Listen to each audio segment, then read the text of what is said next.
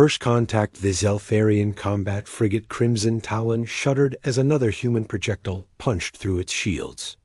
Captain Zinara pressed her crystalline claws against the tactical display, watching in horror as the primitive species systematically dismantled her fleet's formation. "Impossible," hissed her tactical officer Vorthik. "Their weapons are crude chemical propellants. Our energy shields should deflect them easily, but the humans weren't using normal tactics. Instead of engaging at maximum range like civilized species, they closed distance aggressively, their ships taking devastating damage while delivering point-blank salvos that overwhelmed Zelfarian defenses through sheer kinetic force.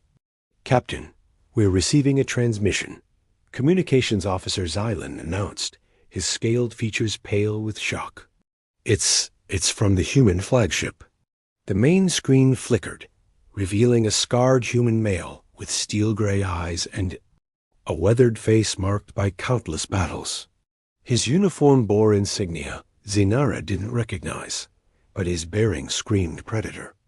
"This is Captain Marcus Steele of the U.E.'s Indomitable," the human growled. "You attacked our colony ships without provocation. Surrender now, or we finish what you started." Zinara's throat sacs inflated with indignation. "You dare threaten the Zelfarian hegemony? We are the apex species of this galaxy. Your pathetic vessels cannot." The transmission cut as another human ship rammed directly into her cruiser's engine section, detonating in a brilliant fireball that sent shockwaves through the hull. The screaming of tortured metal filled the bridge as emergency lights bathed everything in crimson. "Monsters," Zinara whispered, watching the human ships continue their suicidal attacks. "They're absolute monsters." 3 more Zelfarian vessels disappeared in rapid succession, their crews vaporized by humans who seemed to feel no fear of death. The Crimson Talon listed heavily to starboard, life support systems failing as atmosphere vented through multiple hull breaches. "Captain, we must evacuate," Vorthik urged. "The ship is lost." But before Zinara could respond, proximity alarms shrieked. The human flagship had somehow closed to boarding range, despite taking catastrophic damage. Its hull glowed cherry red from weapon impacts, yet it still moved with lethal purpose. "Boarding pods incoming," Xylan reported with resignation. Zinara drew her plasma sidearm, knowing it was futile. Her crew of 40 would face perhaps a dozen humans, but she'd seen enough of their combat footage to know numbers meant nothing against these creatures. They fought like rabid animals, feeling no pain, showing no mercy. The first detonation echoed through the ship as human breaching charges carved through the outer hull. Heavy footsteps followed, the distinctive rhythm of bipedal predators stalking their prey. "Remember," Zinara told her crew over the comm, "these humans are monsters. They know only violence and destruction. Show them the dignity of a warrior's death." The bridge doors exploded inward, and Captain Marcus Steele stepped through the smoke, weapon raised but not firing. His gray eyes swept the bridge, cataloging threats with mechanical precision. "I gave you a chance to surrender," he said quietly, "but monsters never listen to reason." Capture the human boarding party moved with terrifying efficiency through the Crimson Talon's corridors. Unlike the wild berserkers Zinara had expected, they advanced with disciplined precision, their weapons trained on specific targets while avoiding unnecessary destruction. Captain Steele himself led the assault, his massive frame dwarfing even the tallest Zelfarian. Zinara had fired 3 plasma bolts directly at his center mass, watching in horror as they splashed harmlessly against some kind of personal shielding. In response, he'd simply pointed a crude projectile weapon at her and commanded surrender. Now, she found herself in the human flagship's brig, a sterile white cell that felt more like a medical facility than a prison. The walls hummed with strange energy patterns, and the air tasted of recycled atmosphere and something else, something that reminded her of ozone, after a lightning strike. Comfortable? The voice came from beyond the force field that sealed her cell. Captain Steele stood in the corridor, no longer wearing his combat armor. Without the bulk of military gear, he looked almost normal. Still dangerous, but more like a person than a killing machine. What do you want, monster? Zenara spat, her throat sacs fluttering with suppressed rage. Steele's expression didn't change. Information. Your fleet attacked our colony convoy without warning. We lost 300 civilians, including children. I want to know why. Because you're an inferior species, Zenara replied, automatically. The hegemony claims this sector. By right of genetic superiority. Your people were trespassing. Genetic superiority? Steele actually laughed, a harsh sound that made Zenara's scales ripple with unease. Lady, you just got your entire fleet destroyed by what you call an inferior species. Might want to reconsider that position. He moved closer to the force field, and Zenara instinctively backed away. Even unarmed, something about this human radiated barely contained violence. Yet his voice remained calm, almost conversational. Here's what's going to happen, Steele continued. We're taking you back to human space for trial. The families of those colonists deserve justice. Justice? Zenara's claws extended involuntarily. You speak of justice while keeping me caged like some laboratory specimen? Better than what you gave our people. Steele's gray eyes hardened. They didn't even get a chance to defend themselves. Your ships opened fire on unarmed transports.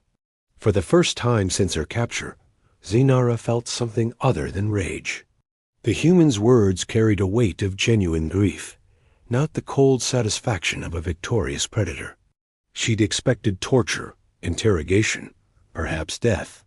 Instead, this monster spoke of trials and justice, as if such concepts meant something to his species.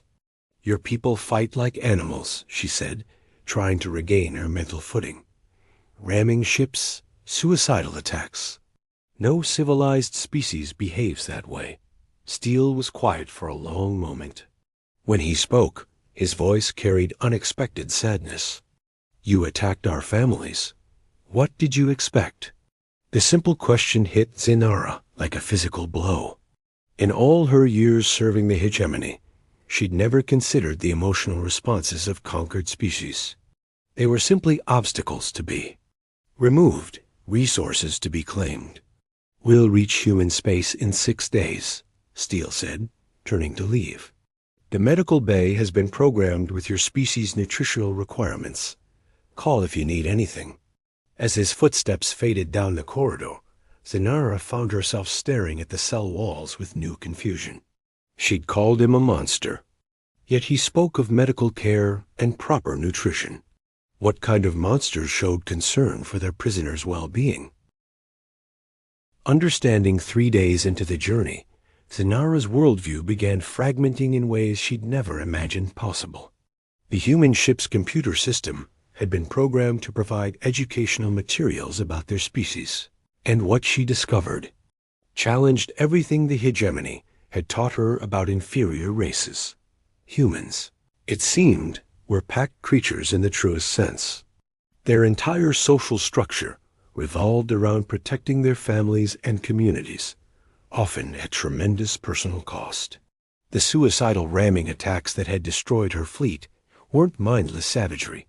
They were calculated sacrifices to protect something more valuable than individual survival. Captain Steele asked me to check on you, a voice said from beyond the force field.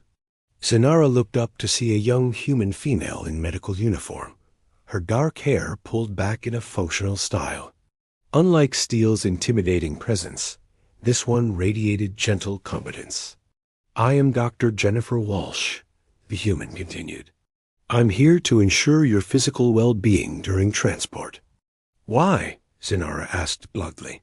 I am your prisoner. Your monster ... captain could simply let me waste away.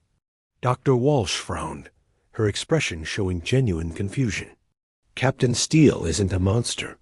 He's one of the most honorable people I know, and we don't mistreat prisoners, regardless of what they've done. Honorable? Zinara's scales rippled with disbelief. He destroyed an entire fleet, killed thousands of my people. After you murdered 300 of ours, Walsh replied quietly, including children who had never hurt anyone. Captain Steele could have executed you and your surviving crew members. Instead, he's taking you home for proper trial. The doctor activated some kind of scanning device, running it over Zinara's form through the force field. Your stress hormones are elevated, but that's expected. Are you experiencing any physical discomfort? You care about my comfort? Zinara couldn't hide her bewilderment. I am an enemy combatant. You're a sentient being, Walsh said simply. That means you deserve basic dignity, regardless of your actions. Over the following hours, Zinara found herself engaging in actual conversation with her captors. The guards who brought her meals, humans named Rodriguez and Chun, spoke about their families back home, sharing pictures of children and spouses with the casual openness of people who had nothing to hide. When she asked why they showed such personal information to an enemy, Rodriguez just shrugged. You asked about our families. Seemed rude not to answer. It was Chun who finally explained the human concept that had been confusing Zinara since her capture. Captain Steele has a daughter about your age, he mentioned casually. Been deployed. For 8 months now. Misses her terribly. He has offspring. Zinara's throat sacs contracted with surprise. 2 kids. Emily's studying xenobiology at university, and Marcus Jr. just joined the Merchant Marine. Sean's expression grew sad. They were on that convoy your people attacked. Emily was doing research work, and Junior was learning navigation. The implications hit Zinara like a gravitational wave. Are they alive, thankfully? But they saw their friends die. Captain Steele's been carrying that weight since the battle started. That night, alone in her cell, Zinara stared at the ceiling and tried to process what she'd learned. The human she'd called a monster was fighting to protect his children, the same motivation that drove Zelfarian parents across the galaxy. His apparent savagery wasn't mindless violence, but the desperate fury of a father protecting his family. For the first time in her life, Zinara began to question everything the hegemony had taught her about genetic superiority and inferior species connection on. The 5th day, the ship's emergency klaxons jolted Zinara from an uneasy sleep. Red lighting bathed her cell as automated systems announced, hull breach in Section 7. All personnel to emergency stations. Through her cell's small viewport, she could see the twisted wreckage of what appeared to be a hegemony interceptor vessel. The attack had been swift and brutal, catching the human ship completely off guard. Boarding parties detected, the computer continued. Hostile contact imminent. Zinara's heart raced as she realized what was happening. The hegemony had sent a rescue mission, but not for her. They were here to eliminate witnesses and destroy evidence of their unprovoked attack on human civilians. Heavy footsteps echoed through the corridor as Captain Steele appeared at her cell, his face grim with determination. Your friends are here, he said, deactivating the force field. They're not here to rescue me, Zinara said quickly, stepping out of the cell. They're here to silence me. I know too much about the colony attack. Steele's expression shifted to surprise, then calculation. You're saying they'd kill their own officer? The hegemony doesn't tolerate failure or inconvenient truths. Zinara's claws extended instinctively as the sound of energy weapons echoed from nearby sections. I've seen what humans do to protect their families. My people will do worse to protect their secrets. A massive explosion rocked the ship, throwing both of them against the bulkhead. Emergency lighting flickered as atmosphere vented somewhere nearby. Steele helped Zinara to her feet his hands surprisingly gentle despite their obvious strength. "Can you fight?" he asked bluntly. "Against my own people?"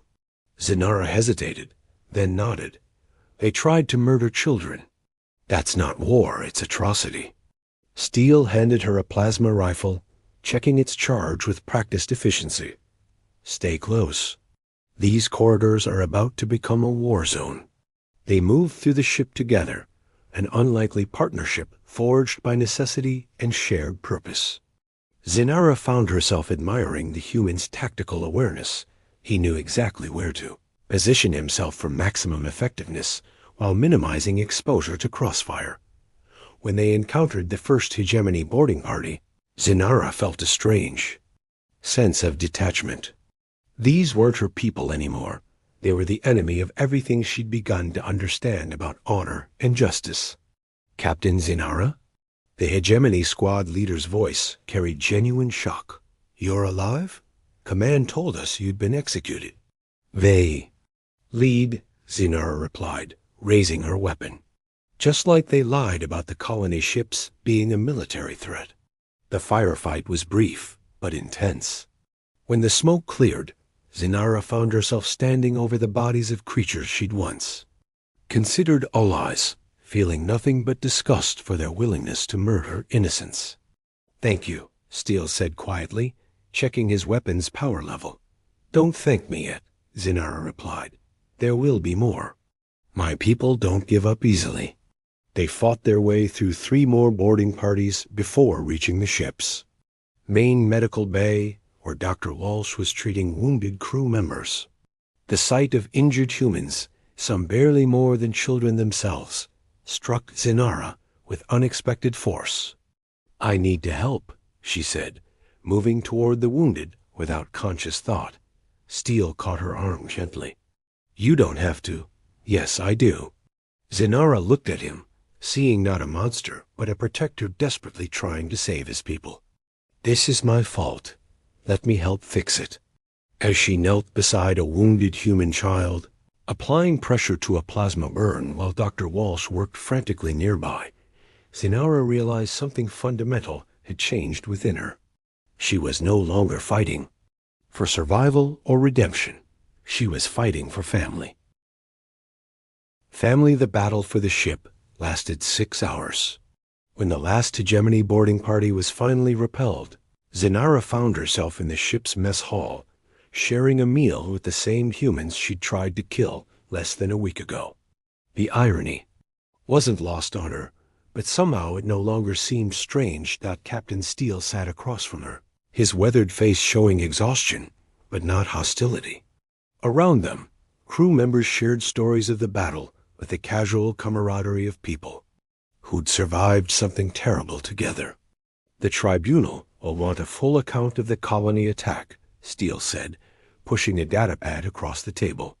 "Your testimony could prevent this from happening again." Zinara studied the documents, noting the careful legal language that protected both human and Zelfarian interests. "You're offering me witness protection? More than that." Steele's gray eyes met hers directly. "We're offering you a choice. Testify against the hegemony's war crimes, and you can claim asylum in human space. Start over somewhere they can't reach you. And if I refuse, then you'll be tried as an enemy combatant and probably spend the rest of your life in prison." Steele's voice carried no threat, just simple honesty. "But that's not what I think you'll choose." Zinara looked around the mess hall, watching humans who had every reason to hate her, instead treating her with cautious respect. Dr. Walsh waved from another table where she was telling an animated story about something that had happened during the medical emergency. Rodriguez and Chun were arguing good-naturedly about whose turn it was to clean the weapons lockers. "Why?" Zinara asked finally. "Why offer me this chance?" Steele was quiet for a long moment, his expression thoughtful. "Because during the fighting, you didn't hesitate to protect our wounded. You put yourself between Dr. Walsh and an armed boarding party without thinking about your own safety. That was what family does. Steele interrupted gently. And despite everything that's happened, somewhere along the way, you became part of this crew's family. The words hit Zinara like a physical blow. Family. She'd spent her entire adult life serving the hegemony's vision of genetic superiority, believing that her species stood alone at the apex of galactic civilization. Yet here, surrounded by the primitive humans she'd once dismissed, she felt something she'd never experienced before. She felt like she belonged. The testimony won't be easy, Steele continued. You'll be admitting that everything your government taught you was wrong. Some humans will never trust you because of what happened to the colonists. And the hegemony will mark you as a traitor for the rest of your life. But Zinara sensed there was more. Steele smiled, the first genuine expression of warmth she'd seen from him. But you'll have a family that accepts you for who you choose to be, not what species you were born into. 3 months later, Zinara stood in the human tribunal chamber, her testimony complete. The hegemony had been formally censured for war crimes, and several colony worlds had already requested human protection. The political ramifications would echo across the galaxy for years to come. But what mattered most to Zinara was the small group waiting for her outside the courthouse. Captain Steele stood with his daughter Emily, a xenobiologist whose research Zinara's former fleet had nearly destroyed. Dr. Walsh was there, along with Rodriguez, Chun, and a dozen other crew. Members from the Indomitable. They'd kept their promise. Despite everything she'd done, despite the cultural barriers and species differences, they'd made her part of their family. As Emily Steele stepped forward with an awkward but genuine smile, extending her hand in the human gesture of friendship, Zinara realized that monsters weren't defined by their species or their appearance. Monsters were defined by their choices, and she'd chosen to be something better.